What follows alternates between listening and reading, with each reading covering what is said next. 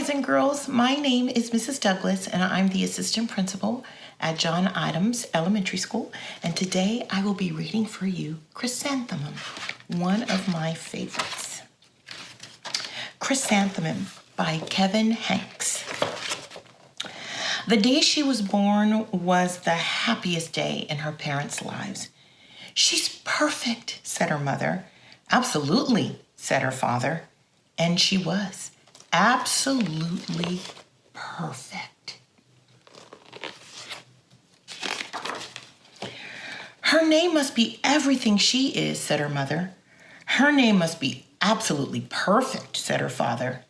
And it was. Chrysanthemum. Her parents named her Chrysanthemum. Chrysanthemum grew and grew and grew. And when she was old enough to appreciate it, Chrysanthemum loved her name.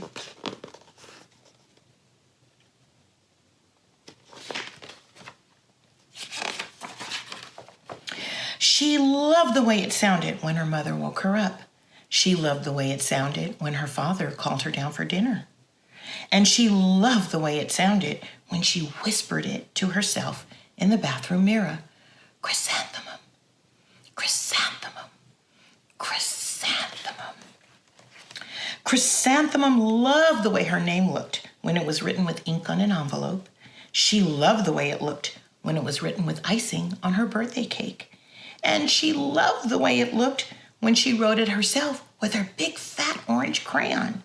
Chrysanthemum, chrysanthemum, chrysanthemum.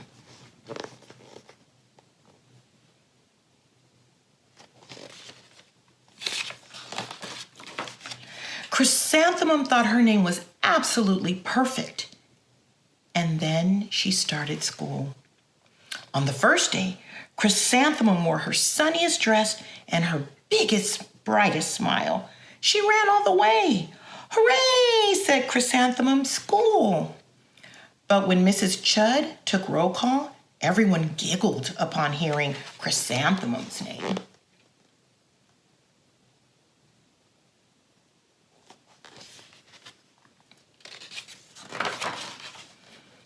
"It's so long," said Joe. "It scarcely fits on your name tag," said Rita, pointing. "I'm named after my grandmother," said Victoria. "You're named after a flower." Chrysanthemum wilted. She did not think her name was absolutely perfect. She thought it was absolutely dreadful. The rest of the day was not much better. During nap time, Victoria raised her hand and informed Mrs. Chud that Chrysanthemum's name was spelled with 13 letters. "That's exactly half as many letters as there are in the entire alphabet," Victoria explained. "Thank you for sharing that with us, Victoria," said Mrs. Chud. "Now, put your head down."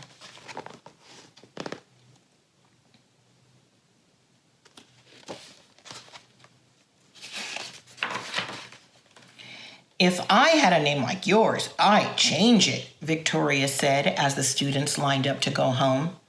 "I wish I could," thought Chrysanthemum miserably. "Welcome home," said her mother. "Welcome home," said her father. "School is no place for me," said Chrysanthemum. "My name is too long. It scarcely fits on my name tag, and I'm named after a flower." "Oh, pish," said her mother. "Your name is beautiful and precious and priceless and fascinating and winsome," said her father. "It's everything you are," said her mother. "Absolutely perfect," said her father.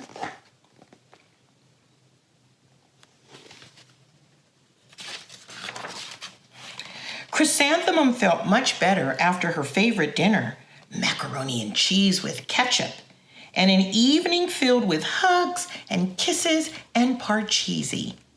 That night, Chrysanthemum dreamed that her name was Jane. It was an extremely pleasant dream.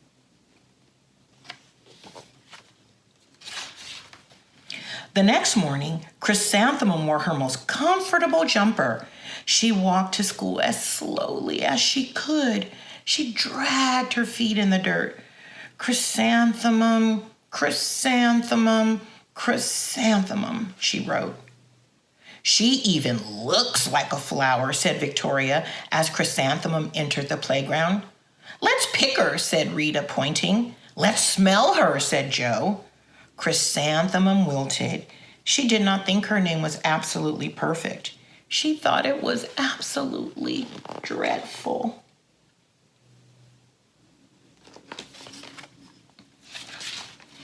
The rest of the day was not much better.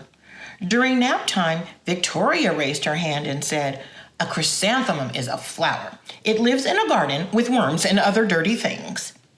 "Thank you for sharing that with us, Victoria," said Mrs. Chudd. "Now, put your head down." "I just cannot believe your name," Victoria said as the students lined up to go home. "Neither can I," thought Chrysanthemum miserably. "Welcome home," said Mother. "Welcome home," said Father. "School is no place for me," said Chrysanthemum. "They said I even look like a flower. They pretended to pick me and smell me." "Oh, pish," said her mother. "They're just jealous and envious and begrudging and discontented and jaundiced," said her father. "Who wouldn't be jealous of a name like yours?" said her mother. "After all, it's absolutely perfect," said her father. Chrysanthemum felt a trifle better after her favorite dessert, chocolate cake with buttercream frosting, and another evening filled with hugs and kisses and parcheesi.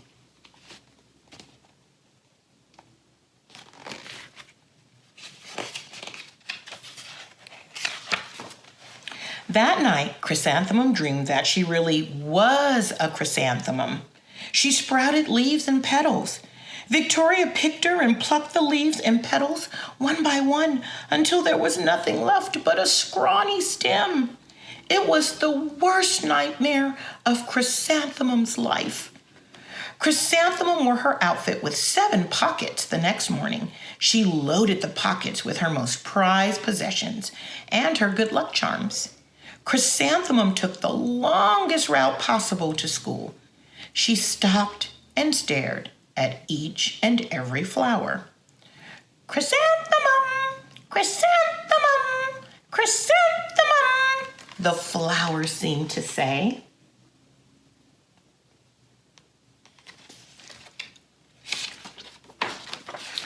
That morning, the students were introduced to Mrs. Twinkle, the music teacher.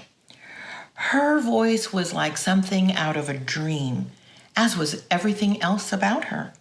The students were speechless. They thought Mrs. Twinkle was an indescribable wonder. They went out of their way to make a nice impression. Mrs. Twinkle led the students in scales. Then she assigned roles for the class musical. Victoria was chosen as the dainty fairy queen. Rita was chosen as the spiffy butterfly princess.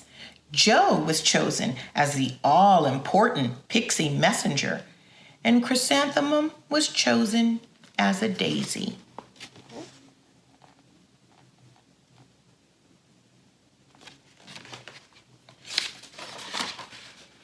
"Chrysanthemum's a daisy, chrysanthemum's a daisy," Joe, Rita, and Victoria chanted, thinking it was wildly funny.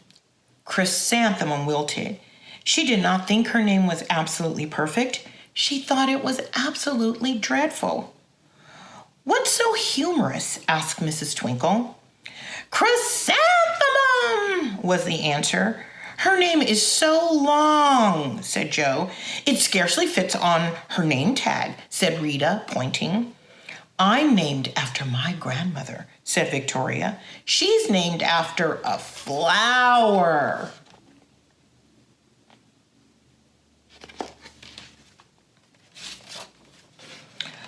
"My name is long," said Mrs. Twinkle. "It is?" said Joe. "My name would scarcely fit on a name tag," said Mrs. Twinkle. It would, said Rita, pointing. And, said Mrs. Twinkle, I'm named after a flower, too. You are? Said Victoria. Yes, said Mrs. Twinkle. My name is Delphinium. Delphinium Twinkle. And if my baby is a girl, I'm considering Chrysanthemum as a name. I think it's absolutely perfect. Chrysanthemum could scarcely believe her ears. She blushed. She beamed. She bloomed. Chrysanthemum, chrysanthemum, chrysanthemum.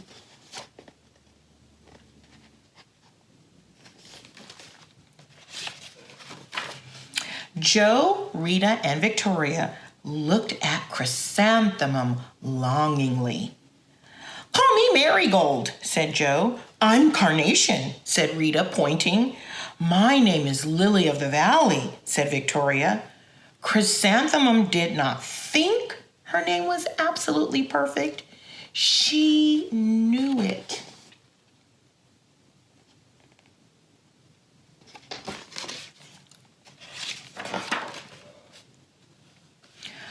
The epilogue. Overall, the class musical was a huge success. Chrysanthemum was absolutely perfect as a daisy. Victoria made the only mistake. She completely forgot her lines as the dainty fairy queen. Chrysanthemum thought it was wildly funny, and she giggled throughout the entire dance of the flowers. Eventually, Mrs. Twinkle gave birth to a healthy baby girl, and of course, she named her Chrysanthemum. Boys and girls, that is the end of our story. Thank you so much for joining me today in this read aloud. And I'd like you to remember that there is something wonderful, precious, and special about each and every one of us. Have a wonderful day.